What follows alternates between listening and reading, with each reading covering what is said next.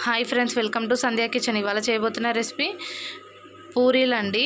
ఎంతో మృదువుగా ఉండే పూరీలు. ముందుగా ఒక కప్పు గోధుమ పిండిని తీసుకొని ఒక గిన్నెలో వేసుకోవాలండి.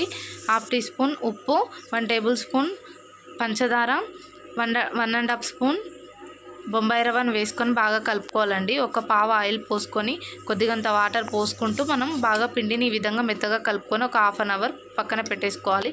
మళ్ళీ పిండిని తీసుకొని ఇలా బాల్స్లా చుట్టుకొని ఈవెన్గా తాల్చుకోవాలండి. ఈ విధంగా మనం స్టవ్ వెలిగించుకొని స్టవ్ పై డీప్ ఫ్రైకి సరిపడా ఆయిల్ పోసుకోవాలండి. గిన్నె బాండి పెట్టేసుకొని ఈ విధంగా 2 వైపులా పూరీలను కాల్చుకోవాలండి.